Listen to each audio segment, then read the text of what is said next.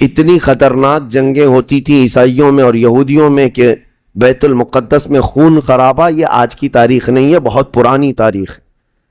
Tights نام کا ایک عیسائی بادشاہ جس نے پورے بیت المقدس کی اینٹ سے اینٹ بجا دی تھی، اور اس نے جتنے یہودی وہاں پر آباد تھے سب کو قتل کروا دیا تھا، پھر عیسائیوں کا قبضہ ہوا تھا۔ کتنے بڑے بڑے عیسائی بادشاہ آئے اور انہوں نے وہاں پر سوائے ظلم کے اور کچھ نہیں کیا بیت المقدس میں۔ یہ تو ان کی تاریخ چلتی تھی عیسائیوں کی، یہودیوں کی۔ یہودیوں سے کئی مرتبہ بیت المقدس لے لیا گیا اور عیسائی جھنڈا وہاں لہرایا گیا، کئی 100 سال تک۔ عیسائیوں نے یہودیوں کا داخلہ بھی بند کر رکھا تھا کہ کوئی یہودی بھٹکنے بھی نہ پائے۔ بیت المقدس تو چھوڑیں، یروشلم میں فلسطین میں کسی یہودی کی انٹری نہیں تھی۔ عیسائیوں کا جب غلبہ تھا تو یہ کئی زمانے تک چلتا رہا۔ اصل یہاں پر کیا تھا وہ میں آپ کو بتا دوں۔ یہ بیت المقدس کا مسئلہ آپ کو سمجھنا اس لیے بھی ضروری ہے کہ آج پوری دنیا میں یہ ایک سب سے بڑا ایشو کیوں ہے۔ اس کی بنیاد یہ ہے کہ حضرت آدم علیہ السلام کے بعد سے وہ جگہ مقدس تھی، فرشتوں کی تعمیر کی ہوئی، لیکن جب حضرت داؤد علیہ السلام تشریف لائے تو آپ نے، چونکہ آپ کی حکومت تھی اس وقت، آپ بادشاہ تھے، آپ نے ایک مسجد تعمیر کرنے کا حکم دیا، لیکن آپ کے زمانے میں وہ کام نہ ہو سکا، تو اپنے بیٹے حضرت سلیمان علیہ السلام کو انہوں نے حکم دیا۔ سلیمان علیہ السلام بادشاہ بھی ہوئے اور داؤد علیہ السلام کی کرسی پر بھی فائز ہوئے، اور وہ نبی بھی تھے، رسول بھی تھے، امت بھی تھی آپ کی۔ اور سلیمان علیہ السلام کو تو اللہ تعالیٰ نے ایسی طاقت دی تھی کہ وہ ہواؤں پر بھی حکومت کرتے اور جنات پر بھی حکومت کرتے۔ تو سلیمان علیہ السلام نے کام شروع کیا۔ یہ وہ جگہ تھی جہاں موسیٰ علیہ السلام عبادت کیا کرتے تھے۔ اس جگہ پر سلیمان علیہ السلام نے ایک مسجد بنانے کا حکم دیا، اور یہ جنات بنانا شروع کرتے ہیں۔ اس کا ذکر قرآن پاک میں بھی موجود ہے۔ حضرت سلیمان علیہ السلام نے جب پورا ڈیزائن دیا کہ اس طرح سے بننا ہے، تو پھر جنات تعمیر کرتے رہے، جنات تعمیر کرتے رہے، اور جنات اتنا خوف کھاتے تھے سلیمان علیہ السلام سے کہ وہ ایک لمحہ بھی حضرت سلیمان علیہ السلام سے غافل نہیں ہوتے یا حکم عدولی نہیں کرتے۔ ہوا یہ کہ کام ابھی کمپلیٹ نہیں ہوا تھا کہ سلیمان علیہ السلام کا انتقال ہوا، تو جنات بھاگ جاتے، لیکن اللہ کی مصلحت، حضرت سلیمان علیہ السلام لکڑی لے کر یوں کھڑے رہتے تھے، اپنا عصا لے کر کے کھڑے رہتے تھے اور کام دیکھتے رہتے تھے۔ جب تک سلیمان علیہ السلام کھڑے ہیں تیزی سے جنات بڑے بڑے پتھر لاتے تعمیر کرتے رہتے تھے۔ انتقال ہوا سلیمان علیہ السلام کا اور آپ ایسے ہی کھڑے رہ گئے، آپ کے کھڑے کھڑے وفات ہوئی ہے۔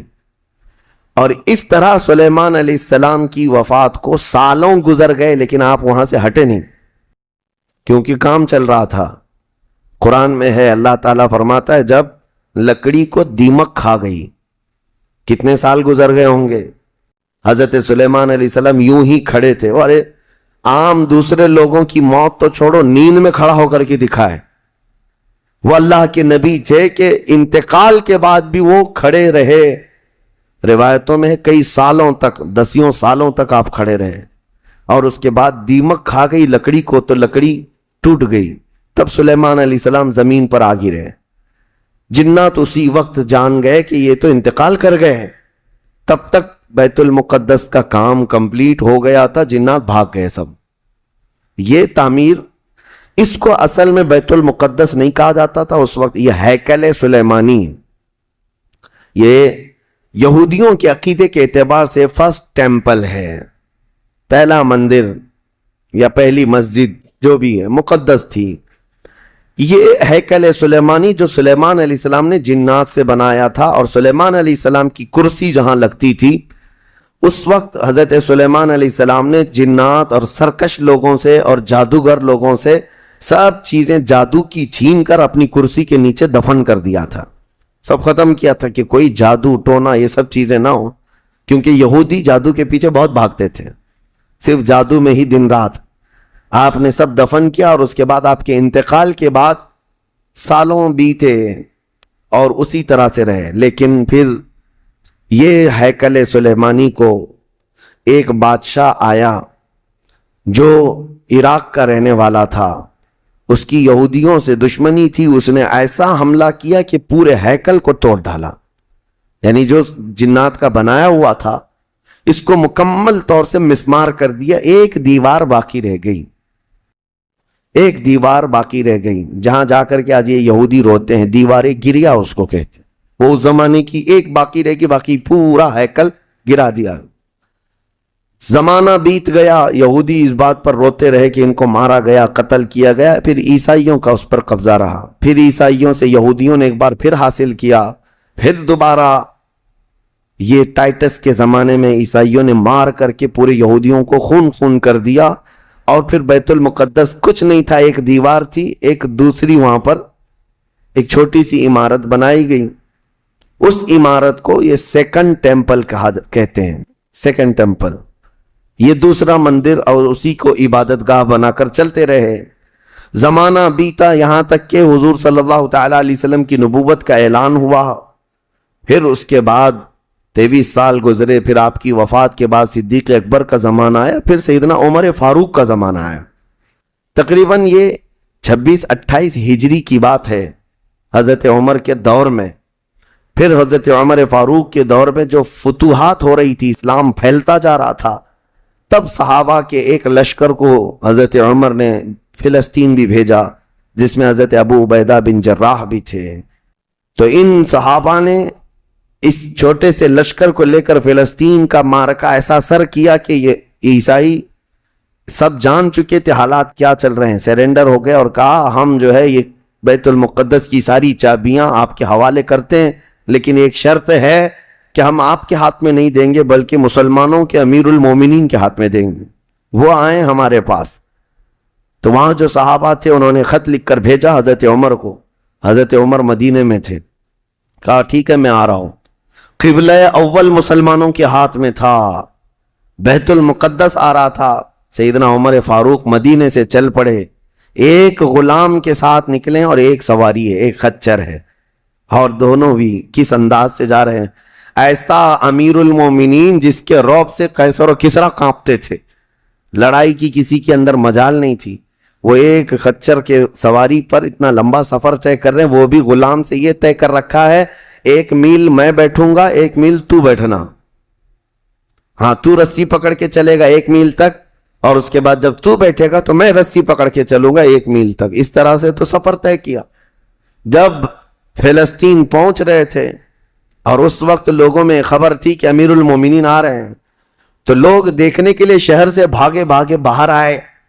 اتفاق ایسا کہ اس وقت خچر گھوڑے پر بیٹھنے کی باری غلام کی تھی اور نکیل رسی حضرت عمر کے ہاتھ میں تھی. دوڑے ہوئے لوگ آئے جو نہیں پہچانتے تھے. عیسائیوں نے امیر المومنین کہہ کر اس غلام کا استقبال کیا کہ تشریف لائیں. تب جو صحابہ تھے وہاں پر انہوں نے پکار کر کہا نادانو، وہ امیر المومنین نہیں، رسی پکڑا ہوا امیر المومنین ہے. یہ امیر المومنین ہے. پہلی مرتبہ ان اعلیٰ اخلاق و کردار کو عیسائیوں نے دیکھا تھا کہ وقت کا خلیفہ کوئی گھوڑے کی رسی پکڑ کر کے بھی چلتا ہے. تو بہت متاثر ہوئے، اور اس کے بعد بنا کسی جنگ کے حضرت عمر فاروق رضی اللہ تعالیٰ عنہ بیت المقدس میں داخل ہوئے. اور ان عیسائیوں نے جو کچھ بھی وہاں پر کیا تھا اس کو نکالا. پھر حضرت عمر فاروق رضی اللہ تعالیٰ عنہ نے پہلی اذان دینے کا حکم فرمایا. وہ ظہر کی اذان تھی. آپ نے وہاں پر نماز پڑھائی. پھر اس کے بعد یہ سلسلہ چلتا رہا. اب اس میں تفصیل ہے. عیسائیوں کو اسی طرح ہم بھی بھگاتے، مسلمان بھی بھگاتے، جیسے یہ یہودیوں کو بھگاتے تھے. تو انہیں آج بولنا چاہیے تھا کہ مسلمانوں نے زبردستی قبضہ کیا. حضرت عمر فاروق کا عام اعلان تھا کہ جو یہاں پر رہنا چاہے اس کے لیے کھلی آزادی ہے. حتیٰ کہ عیسائیوں کا چرچ بھی تھا پرانا. حضرت عمر نے کہا اس کو توڑا نہ جائے، اس میں عبادت جو ہوتی ہے ان کو اپنی عبادت کرنے دیا جائے. حضرت عمر چاہتے تو اینٹ سے اینٹ بجا دیتے، نکال کر صاف کر دیتے، لیکن آپ نے کھلی اجازت دی. اور عیسائی ویسے ہی باقی رہے. 400 سال تک یہ سلسلہ چلتا رہا. پھر فاطمی دور آیا، یعنی بنو عباس کی خلافت ختم ہوئی. فاطمیوں کا غلغلہ تھا، انہوں نے خلافت سنبھالی. لیکن وہ مضبوط نہیں تھے. کمزور خلیفہ آئے جس کی وجہ سے صلیبی طاقتیں جتنی بھی تھیں سب آ کر کے اس خلیفہ پر قبضہ جما لیا اور بیت المقدس میں اجازت پہلے مانگ لی کہ ہمیں آنے جانے کی اجازت دی جائے. جب آنے جانے کی اجازت مل گئی تو پورے علاقے پر زبردستی غاصب قبضہ کر کے وہاں سے سارے مسلمانوں کو ختم کر دیا. بہت مسلمانوں کا قتل کیا. فلسطین کی سرزمین یہودیوں کے قتل سے بھی بھری ہے, مسلمانوں کے قتل سے بھی بھری ہے, اور یہودیوں نے عیسائیوں کا بھی قتل کیا ہے. لیکن مسلمانوں کا قتل عام کر کے یہ زبردستی فائز ہوئے ہیں کس پہ؟ بیت المقدس پر. یہ قبضہ جو ہے 87 ایئرز تک چلتا رہا, 87 سال تک. یہ اس وقت کا المیہ تھا کہ مسلمان خلیفے تھے, گورنر تھے, بہت سارے حکمران تھے, رونا روتے تھے لیکن کوئی آگے بڑھنے کو تیار نہیں تھا. کردستان کا ایک شہزادہ صلاح الدین ایوبی جو نور الدین زنگی کے شاگرد تھے اور ان کی فوج کے سپاہی تھے, ان کو یہ روزانہ خبریں تھی کہ بیت المقدس میں سب کچھ اجاڑ دیا گیا ہے, مسلمانوں کی اذان بند ہے, وہاں نہ جمعہ کا خطبہ ہو سکتا ہے, نہ ہی عبادت کے لیے وہاں پر نماز پڑھی جا سکتی ہے. ایک دن گزر رہے تھے, انہوں نے ایک لکڑی کا ممبر بنوایا اور پھر عزم کر لیا کہ یہ ممبر میں بیت المقدس میں رکھ کر کے رہوں گا اور اس سے خطبہ دیا جائے گا. وہ ان کا عزم تھا اور اس پر لے کر کے چلتے رہے. تقریباً آپ نے 17 جنگیں لڑی ہیں, 17 جنگیں لڑی. اور صلاح الدین ایوبی کو جو درپیش مسائل تھے وہ کہا گیا ہے کہ پہلے تو انہوں نے جو روڈ میپ بنایا تھا اس حساب سے ان کو 2 سال کے اندر یہ جنگوں میں فتح کر لینا تھا. 2 سے 4 سال کے اندر ان کے دماغ میں یہ تھا کہ بیت المقدس کو میں حاصل کر لوں گا. لیکن فرماتے ہیں کہ اپنوں کی مخالفت اتنی تھی, جگہ جگہ سے کوئی مسلمان بیٹھا ہوا ہے, نواب بیٹھا ہے, کہیں کوئی کسی چھوٹے علاقے کا خلیفہ, کوئی گورنر, سب پکڑ پکڑ کر کے ان کی ٹانگ کھینچیں, ان کے فوجیوں میں ورغلائیں اور الگ الگ وسوسے ڈالیں, جس کی وجہ سے پہلے اپنوں سے بھڑتے بھڑتے آپ کو 18 سال لگ گئے. بیت المقدس پھر پہنچے, صلیبیوں سے معرکہ آرائیاں ہوتی رہیں. پھر وہ 87 سال کے بعد صلاح الدین ایوبی نے دوبارہ بیت المقدس کو ان عیسائیوں سے پاک کیا اور آپ نے وہ ممبر وہاں پر لگایا اور تاریخی خطبہ عطا کیا تھا. اس کے بعد وہ بیمار ہو گئے صلاح الدین ایوبی رحمۃ اللہ تعالیٰ نے. 17 جنگیں جس نے لڑیں, اور عیسائی آج بھی صلاح الدین کے نام سے ڈرتے ہیں اور بہت سارے تعریف بھی کرتے ہیں کہ ایسا جرنیل ہم نے دیکھا ہی نہیں دنیا میں صلاح الدین ایوبی کی طرح. وہ خون کا پیاسا نہیں تھا, وہ امن کا پیاسا تھا. کتنے تو قیدی ایسے آتے تھے جن کو وہ صرف ایگریمنٹ کر کے آزاد کر دیتا. عیسائی اس بات پر آج بھی اقرار کرتے ہیں کہ جنگوں میں قید جو ہونے والے کو کوئی چھوڑتا نہیں ہے, لیکن صلاح الدین ایوبی ایک نہیں لاکھوں لوگوں کو آزاد کیا ہے, 1000 بھی نہیں, لاکھوں لوگوں کو آزاد کیا ہے. صلاح الدین ایوبی رحمۃ اللہ تعالیٰ علیہ, اللہ ان کی تربت پر کروڑوں رحمتیں نازل فرمائے. حیرت کی بات یہ ہے کہ ان کا آخری وقت آیا تو رونے لگے, بستر پر رو رہے تھے. لوگوں نے پوچھا کہ کیا بات ہے؟ صلاح الدین ایوبی کہتے میں نے منت مانگی تھی اللہ سے کہ اللہ بیت المقدس فتح ہو جائے تو میں حج پہ جاؤں گا. کہا تو پھر کیا ہوا؟ کہا میرے پاس اتنے پیسے نہیں ہیں کہ میں حج کر سکوں. یہ وقت کا وہ عادل حکمران جس کی تاریخ عدل سے بھری ہوئی ہے, لیکن یہ بھی تاریخ ہے کہ مال لوٹ کر کے اگر اپنا محل بنایا ہوتا تو صلاح الدین کے بہت سارے آج محلات ہوتے, لیکن وہ آخر وقت بستر پر اس غم سے رو رہے تھے کہ میرے پاس حج پہ جانے کے لیے پیسے نہیں ہیں. جس کے زیر نگیں کتنے علاقے آتے تھے اس وقت, بہت سارے علاقوں کا وہ خلیفہ.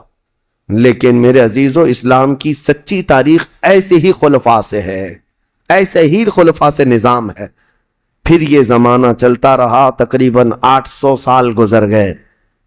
1921 آیا, 1921, یہ جو گزری ہوئی سینچری ہے ابھی ہماری, یہ فرسٹ ورلڈ وار جب ہوئی, پہلی جنگ عظیم, اس جنگ کے دوران یہودیوں نے زبردستی اجازت مانگی برطانیہ کو ثالث بنا کر کے، کیونکہ جب ترکی کی حکومت ختم ہو گئی جس کو خلافت عثمانیہ کہا جاتا ہے، جب وہ کمزور ہو کر گر گئی، کیونکہ ان کا دبدبہ تھا، یہ آخری خلافت ہے جو زمین پر تھی، اگرچہ خلافت کے نام سے جو مشہور رہی، تو حضور صلی اللہ تعالیٰ علیہ وسلم کی وفات کے بعد سے لے کر یہ ترکی کی خلافت عثمانیہ تک اس روئے زمین پر خلیفہ ہر زمانے میں کوئی نہ کوئی رہا، لیکن 1921 سے لے کر 1921 سے لے کر اب کا زمانہ آ گیا 2023، اتنے سال 100 سال گزر گئے، پوری دنیا میں اب کوئی خلیفہ مسلمانوں کا نہیں رہا۔ بادشاہ تو بہت سارے ہیں، امیر المومنین اور خلیفہ کے نام سے اس روئے زمین پر اب کوئی نہیں۔ ان ظالموں نے ہماری خلافت کے نظام کو مار ڈالا، ختم کیا، خلافت کو زمین سے ختم کیا۔ اب لوگوں کو نیا لگتا ہے کہ خلافت کا مطلب کیا ہے۔ خلافت ایک نظام ہے، پورا نظام ہے۔ جب ڈیموکریسی ایک نظام ہے، کمیونزم ایک نظام ہے، تو اسی طرح سے خلافت جو ہے میرے مصطفیٰ کے نظام کا نام ہے۔ جب یہ ختم ہوا تو پھر